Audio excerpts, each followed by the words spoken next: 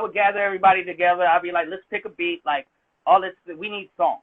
You know, we can't just be rapidy rap niggas that got verses and like you can rap at school. We trying to be out.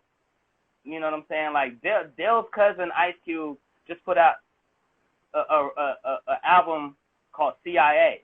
Like, he's out. You know, this is before NWA. I'm like looking at that. Like, Dale's cousin, who I already know through Dale, actually put out a record.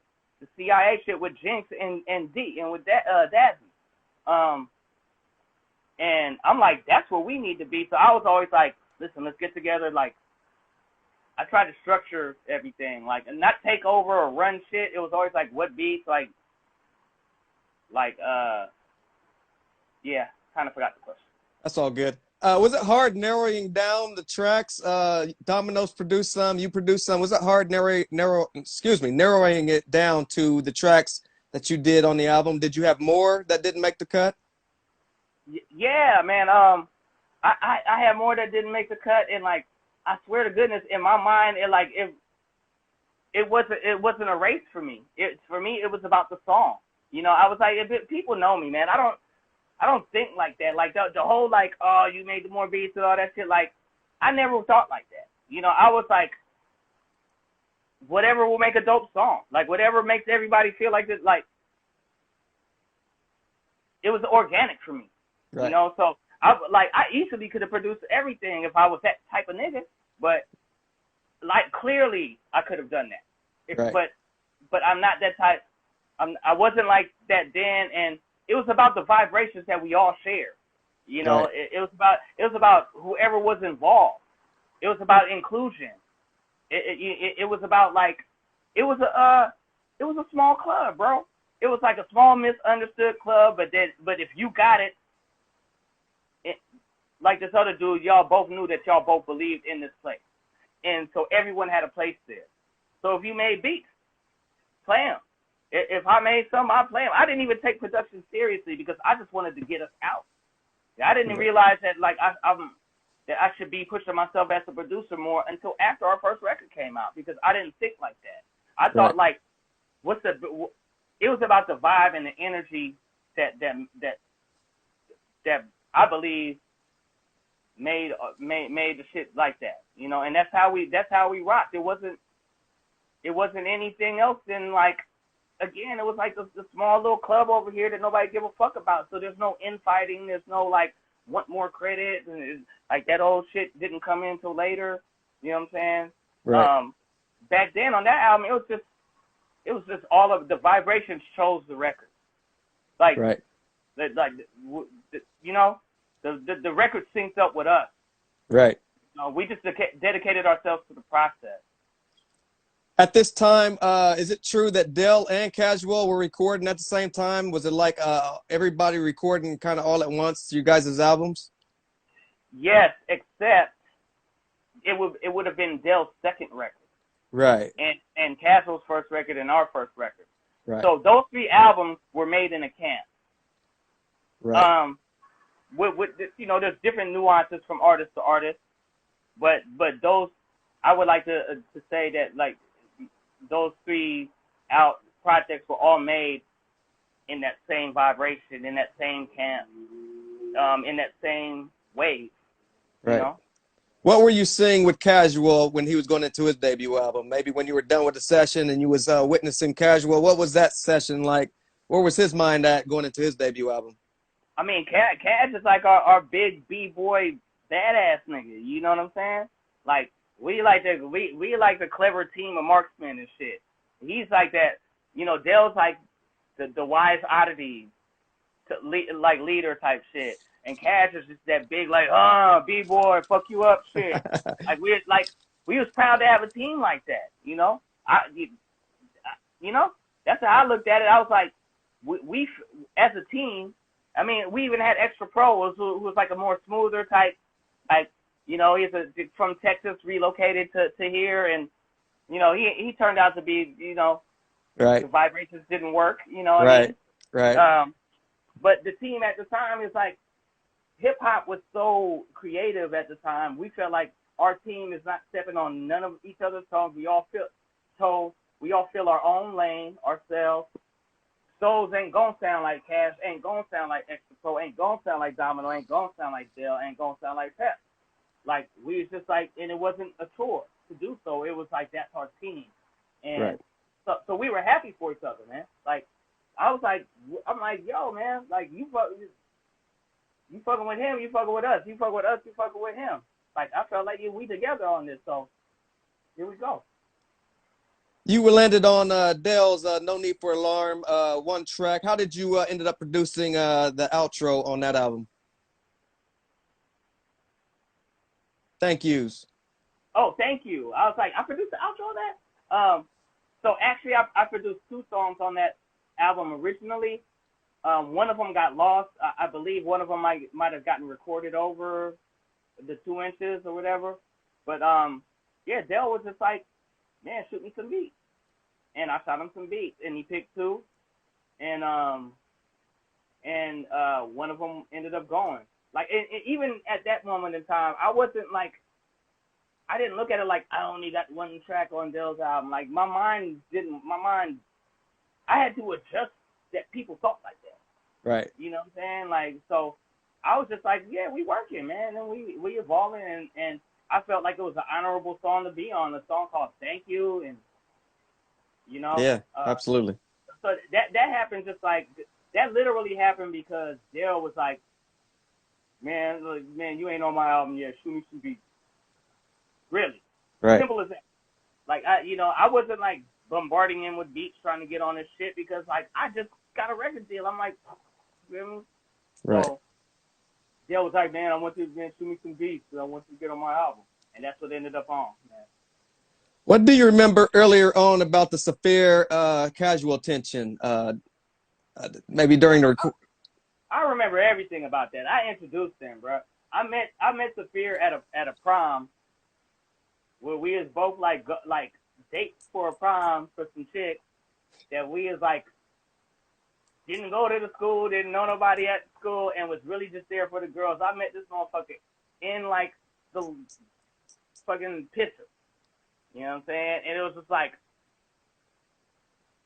oh, nigga, what you doing here? I'm like, nah, man, you smoke weed, and I'm smoking in the bathroom at this prom. Like, yeah, man, I'm here with my girl and shit, like, you know. And then turns out he down with the Kennedys and Digital Underground and them, who I grew up with since, like I spoke about earlier. I was like, I know them motherfuckers since I was in the 1st grade, and that's kind of how we clicked. And he was a dope rapper, and then and he gave me his demo, which was like was put together by the Digital Underground camp and all of them, and I brought it to Hyro and shit, and then he clicked with Hyro, and everybody clicked from there. And then him and Casual relationship grew until it didn't.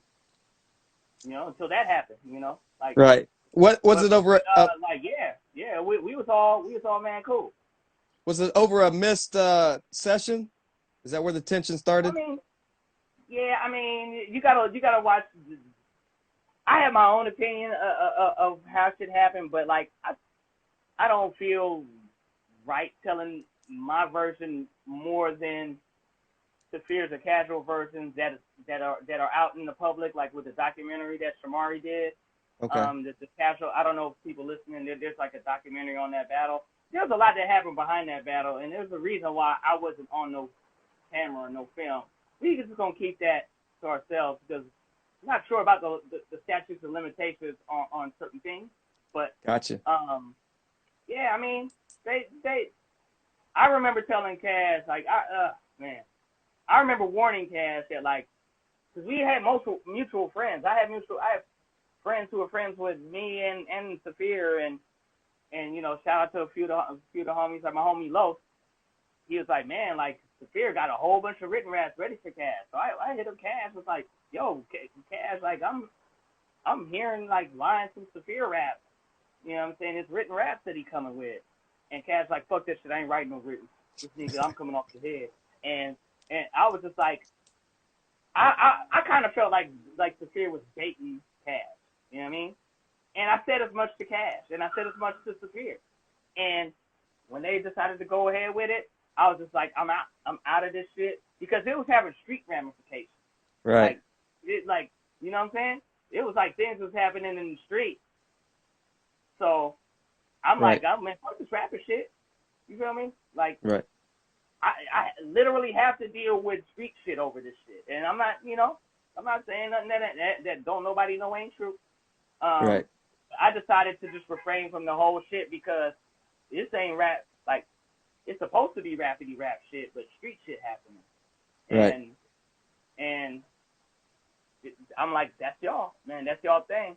And I remember Saafir being like, yo, man, like, wait, man, why does gotta be a problem between me and you? I'm like, nigga, because Cash is my nigga. Like, Right. why? What would make you even ask me that? Like, Right. you picking, you going out your way to fluff up some beef with a nigga I'm down with. Like, now we ain't as cool as. I ain't got no problem with you, but no, I ain't gonna be like, oh, you know what, Cash, Saafir kind of cool. Like, nah, nigga, I said this to Saafir's face, right in my house, nigga. He's like, what? This is between me and Cash. I was like, nigga, Cash is my clique, you Right. know. But Right. I'm a loyalist, No doubt. and I know that about me. I'm a loyalist, man. Can you take us back to that wake up show? From you getting the phone call to you showing up. What did you witness that day? How do you know I was there? I don't. So you good at this, Sin-seer. Yeah, man, like shit. I had nothing to do with the battle Okay. at all. I knew that my friends were that my brother Casual was in a battle with like somebody I didn't have a problem with until they had a problem with Fear. You know, me and Saafir was close. You know what I mean? Like prior to that moment, me and Saafir were like mad close. You know what I mean? Like, and yeah, but yeah, man, like like I said, man, like. Man, you got me a little nervous now. So you got me like, what do I say? Nah, man, it was serious, man. It was some serious shit happening outside of the shit, like young bad decisions happening. But like, man, you can't just threaten somebody's life and expect them not to defend it appropriately. You know what I mean? That's all I'm really gonna say. But Right. Fortunately, everything got quashed. No loss of life, which really could have happened. I'm not saying that to be dramatic. Like, there were people there that are like, yo, could have happened, man. But Right. but yeah, I particularly stayed out the hip hop version, the hip hop part of that battle because it was coming to my door less hip hop and more street. Right. And I had to deal with street shit. And on my life, on everything. Like, I ain't got no reason to like get, you know what I'm saying? It's like I made some bad decisions, but it's what it is, man. No doubt. During this 93 until infinity, can you take me back to your favorite tour lineup and the tour memory? My favorite tour lineup ever, and this is like hard. There's two of them, but it's our first real tour. De La Soul and Tribe Called Quest, Souls and Mischief. That was huge for Souls and Mischief. The amount of shit we learned in that time with them, and they pretty much like we couldn't have been with better people in our first outing into the world of being a touring hip hop group. They laced our boots, man. They taught me so much, bruh, to where like I feel like I'm closer to them than I might be. Just like that's another one of the dudes we toured with back in the day. Like they like taught me life lessons that have stuck with me forever, man. And yeah, man, nothing like that ever, man. That was the absolute best tour lineup I've ever been on. The CaliCom comes next. That's like the Far Side Souls, Cali Agents, Schoolyard, a whole bunch of other cats, Rascal, Planet Asia. Man, just a bunch of people on that tour, and that's not at a far second, but there's nothing like that first tour, man. And like I said, man, them brothers changed they changed my life, and they yeah, man, I'm still wrestling with that. Like, I'm still learning from that tour, man. You know, Right. once a man, twice a child, baby. No doubt. At this time, what's your relationship like with Jive going into your sophomore album, and what kind of adjustments did you make personally with the recording of No Man's Land? Well, hold on, I got man. Can I take a second to just put some weed in my bong real quick? Absolutely. Just take a second. Absolutely. It's gonna be white cherry truffle. One moment, man, because like, man, I see your style, man. You try to butter a motherfucker up, and then you coming with the haymakers later in the championship round. But I know you're a heavyweight. Oh man, see, oh man, yeah, man. Thank you, brother. Just bear with me. No doubt. My sister said I smoke too much right on camera in the interviews, but I'm like, they know what I'm doing. Yeah, it's all good. Uncut and raw. Like, she was like, but it's the visual of them seeing you do it can catch up with you later. I'm like, come on, man. Like, I've been caught in all kind of smoking shit for decades.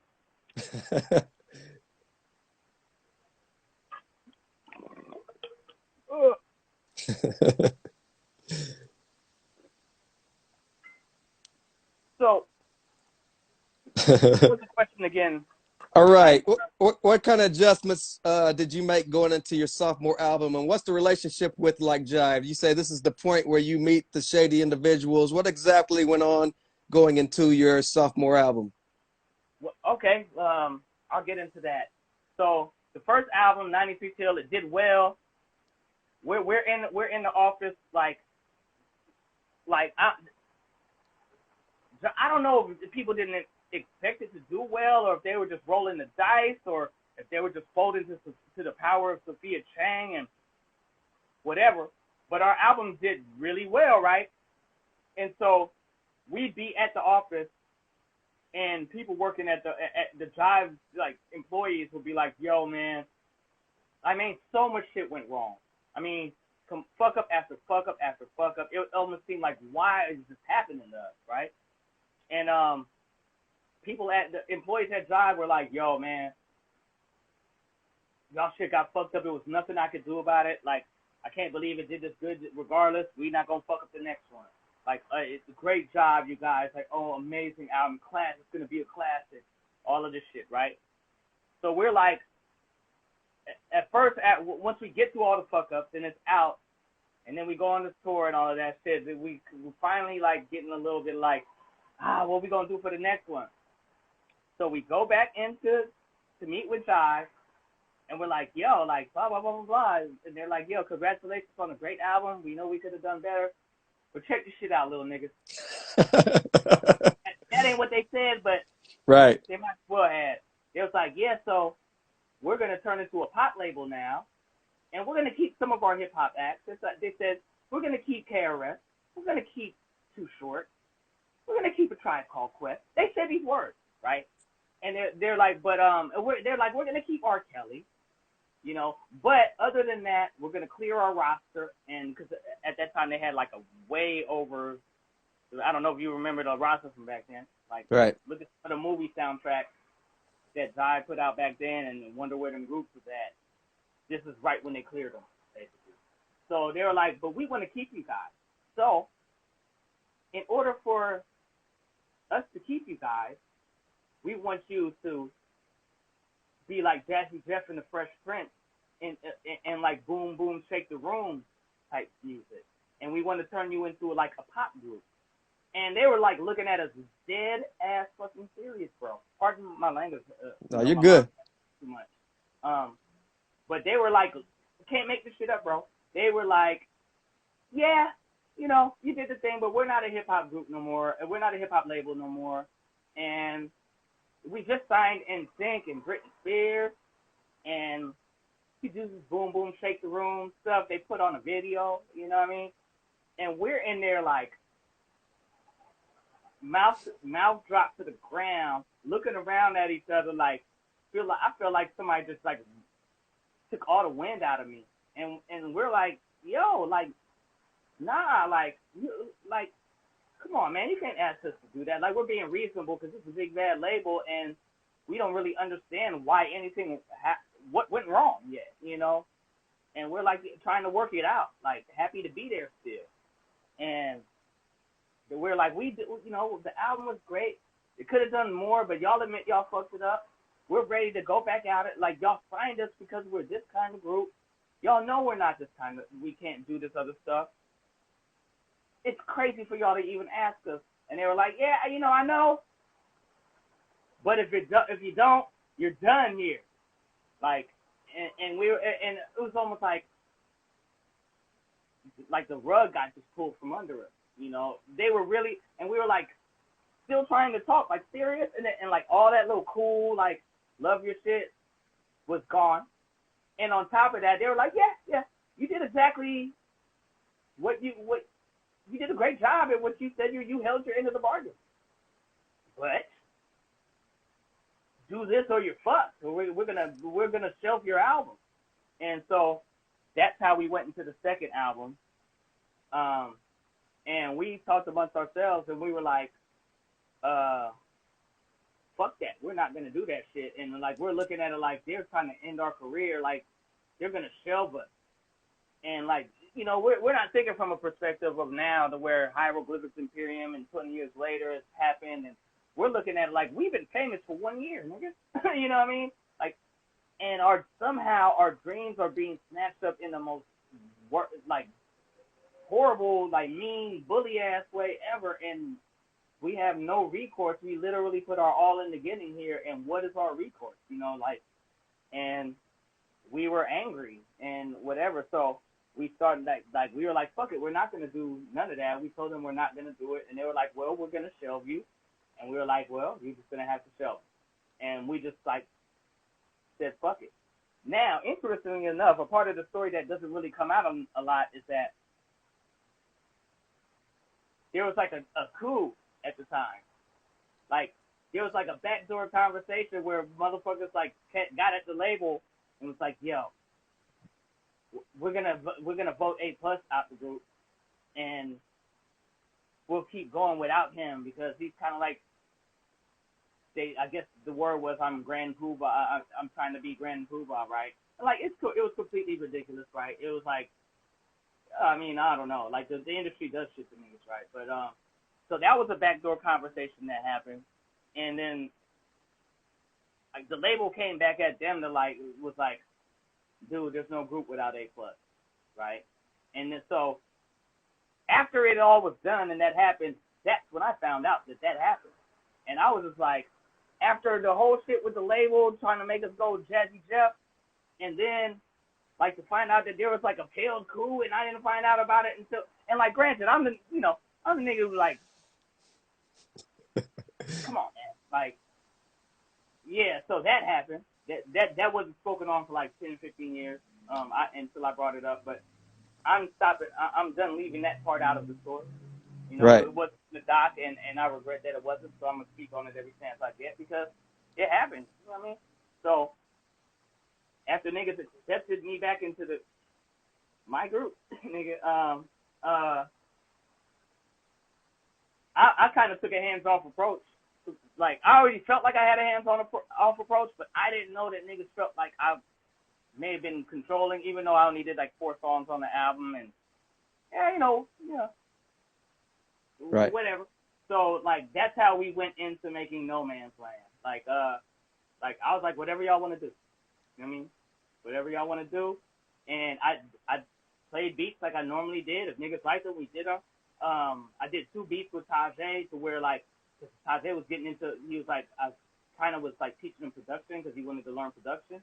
So 2 of the songs, if people look at that second album, it's produced by A+ and Tajay. That was like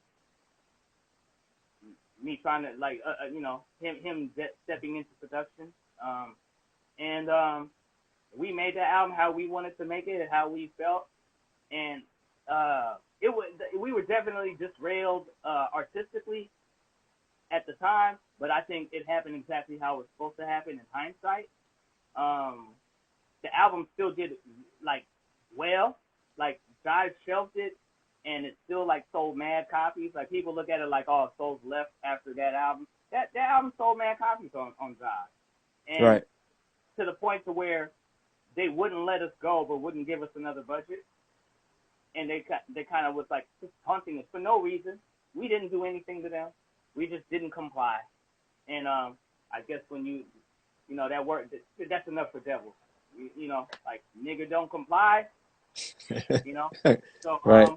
and then after a while they realized that like man, picking on Souls of Mischief, you know, it doesn't make you, it doesn't build your brand, right? You know, Right. and so so finally like after begging to get let off a job after No Man's Land, they had no intention of furthering our career at all, and we just like you know we did all we could. Like people say it's getting dropped. They wasn't trying to let us go. They were trying to make a point out of us, and we just like begged and begged and I don't even want to say begged. Like we just stayed on their helmet to like let us go, man. Just let us go. Like nigga, like what we're good people. We don't even understand what you're doing, bro. Like are you okay with the fucking us up? You know, like you love us as people. Like this Right. doesn't fuck with your content, you know? And Right. finally we got let go. Then the next chapter started.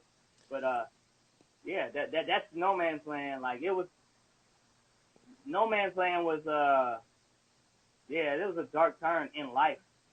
Period. Like I went and got a job at the phone company. You know, while all the show money was going towards building hieroglyphics, like I went and got a regular job, bro. Like, and people was like, I just saw you on Jukebox last year. What the fuck you doing here? And the Snickers and all the shit.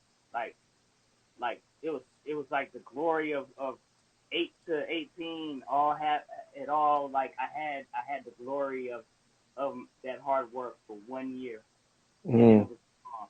And then like you know where we live, man, people love to fuck with you when you down, man. And I just like I ate that shit, man, and you know life went on, man. Were you pleased overall with that sophomore album?